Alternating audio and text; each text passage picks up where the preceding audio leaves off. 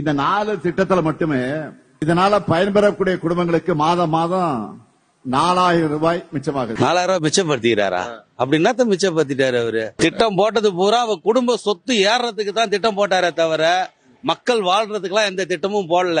திட்டம் போட்டோன்ற பேர்ல அவங்க செஞ்ச மகா சாதனை என்னன்னா, எங்க கிட்ட இருந்து பஸ் பேர் 10 ரூபாய் இருந்த பஸ் பேரை 29 ரூபாய் ஆக்கி லேடிஸ்க்கு இலவச பஸ் கொடுக்கறன்ற பேர்ல டீலக்ஸ் பஸ் ஒண்ணு விட்டு 40 ரூபாய் புடுங்கினதுதான் மிச்சம். அப்புறம் அந்த 1000 ரூபாய் கொடுக்கறன்ற பேர்ல மகளிருக்கு வீட்டு வரி 4500 ரூபாய் இருந்தது. எடப்பாடி ஆட்சியை விட்டு இறங்கும் போது அப்படியே 9000 ரூபாய் ஆக்குனாங்க. இது அப்படியே 9000 ரூபாய் ஆக்குனாங்க. அதுல ஒரு 4500 எடுத்துக்கங்க. என்ன கரண்ட் பில்லு? என் வீட்டுல 1500 ரூபாய்க்கு மேல கரண்ட் பில்லு ஆனதே கிடையாது. 2 ஃபேனு, ஒரு டிவி, 3 டியூப் லைட்டு, ஒரு 0 வாட்ஸ் பல்பு பாத்ரூமுக்கு, அவ்வளவுதான். 1500 ரூபாய், 1200 ரூபாய், 1300 ரூபாய்க்கு மேல ஏறினதே கிடையாது. இன்னைக்கு 2500 ரூபாய் கரண்ட் பில். அதாவது ஸ்லோ பாய்சன் மாதிரி, அப்பப்போ ஸ்லோ பாய்சன் மாதிரி இவ்வளவு ஏத்திட்டேன் ஏத்தி தொலைச்சிட்டீங்க. என்னத்த சாதனை பண்ணாரு? ஓட்டு கேட்டு வந்தாருன்னு வைங்களா. மக்கள்லாம் அவ்வளவு வெறியில இருக்கிறாங்க அவங்க பேர்ல, திமுக பேர்ல. அவங்க ஒண்ணுமே சாதனை பண்ணல. கேட்டா எப்ப பாரு மோடி மோடி மோடி, பணம் வரல.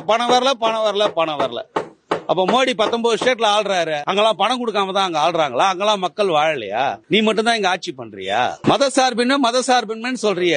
உனக்கு மதசார்பின்மை சொல்றதுக்கு உனக்கு என்ன யோக்கியதை இருக்குது? திருப்பரங்குன்றத்துல தீபம் 1/2 லிட்டர் எண்ணெய் ஒரு திரியில முடிய வேண்டிய விஷயத்த ஊதி பெருசாக்கி அந்த ஊர் மக்கள் எல்லாம் அடக்குமுறைன்ற பேர்ல அடக்கி இன்னைக்கு முஸ்லீமுக்கு பர்மிஷன் கொடுக்குற.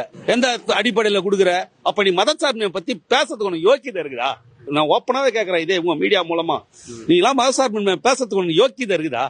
253 கோயிலை இஷ்டிக்கிற இந்த வருஷம், இந்த ஆட்சிக்கு 4.5 வருஷத்துல. அப்படி என்ன உனக்கு இந்துக்கள் மேல வெறின்னு நான் கேட்கிறேன். இந்துக்களுக்கு உனக்கு என்ன வெறி? அப்படி ஏதோ திட்டம் போட்டு கொள்ளையடிக்கிறது குறிக்கோளா நடந்துக்கிறாரு. திட்டம் போட்டு கொள்ளையடிக்கிறது தானேப்பா குறிக்கோள்.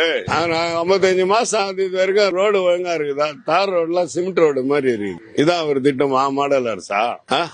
இவங்க எல்லாம் ஆட்சிக்கு வருது எது வராங்க? அவங்க சுயநலத்துக்கு வராங்க.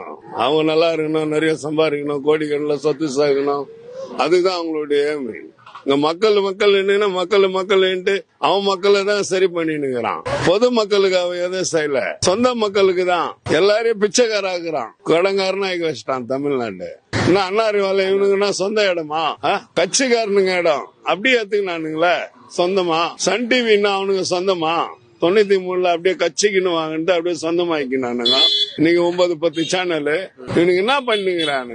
எம்ஜிஆர் மாதிரி நான் வல்லலாம் சம்பளம் வாங்காத முதலமைச்சர் ஆகுறான்.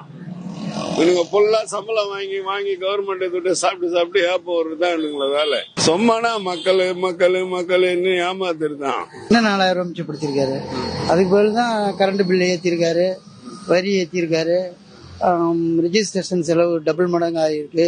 எல்லாம் தான் ஏற்படுது. இதுல என்ன உங்களுக்கு ஒன்றும் இல்லையே. இதுல விலைவாசி எல்லாமே ஹையஸ்டா தான் போயிட்டு இருக்கு. இந்த ஆட்சிகளை விட திராவிட மாடல் ஆட்சி சொல்றாங்களே ஒழிஞ்சு எந்த இதுவும் பிரயோஜனமே கிடையாது. டோட்டலா சிஸ்டம் வேஸ்ட். மதவாதமும் பண்றதே திராவிட மாடல் தான் பண்ணுது. கண்டிப்பா பண்றது எல்லாமே ஒரு சாதாரணமா எடுத்துக்கிட்டீங்கனாலே இந்துக்கள்னாலே ஒரு தனி இதாகவும், முஸ்லீம் தனி இதாகவும், கிறிஸ்டின் தனி இதாகவும் அப்படி பிரிச்சு அவங்களுக்கு சப்போர்ட்டாவே தான் பண்ணுது இந்த அரசு. ஒரு முதல்வர்னா எல்லாருக்கும் சமமானவரா இருக்கணும். ஆனா அவர் இந்த மாதிரி இல்ல, ஒன் சைடா தான் இருக்காரு. இந்துங்களுக்கு விரோதமா தான் இருக்காரு.